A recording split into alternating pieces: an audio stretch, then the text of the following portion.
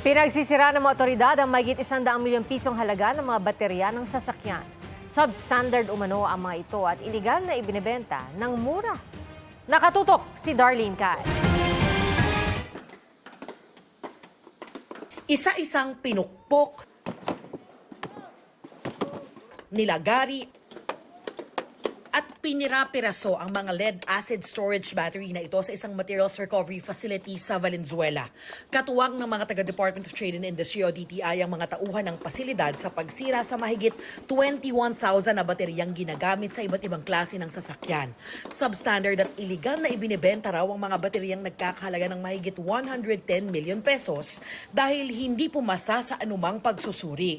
On the spot, pag nag-inspection tayo at nakita na walang ICC or PS markings, no, at may violation covered ng mandatory certification natin, on the spot po tayong nag-e-enforce at kino-confiscate at tinatali yung mga produkto na to. Mas mura raw ng 10 hanggang 20% ang mga bateryang ito kumpara sa mga dekalidad at legal na ibinibenta. Pero lubhang delikado dahil hindi dumaan sa anumang certification o inspection. Maari po yan masunog o masira o mag-leak yung dangerous chemical sa loob ng baterya kapag hindi po ito sertipikado ng ating Bureau of Philippine Standards. Iniimbestigahan pa raw ng DTI kung saang bansa galing ang mga substandard na bateryang illegal na nakapasok sa bansa. Marami pwedeng pagdaanan, meron tayong mga backdoor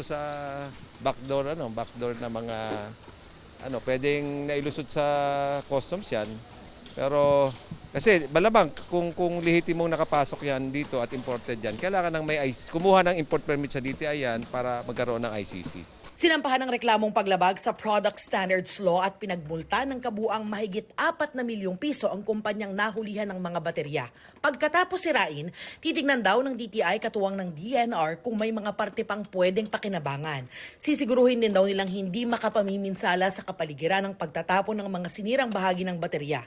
Para sa mga motorista, mahalaga raw na suriing mabuti ang mga bibiling baterya para sa inyong mga sasakyan para maiwasan hindi lang ang pagkasira ng sasakyan kung hindi ang kapahamakan ng mga sasakay. Doon kayo nakakasiguro kung may PS mark or may ICC na pumasa sa tamang standard yung produkto at safe siya para magamit ng ating mga consumers. Para sa GMA Integrated News, Darlene Kai, nakatutok 24 oras.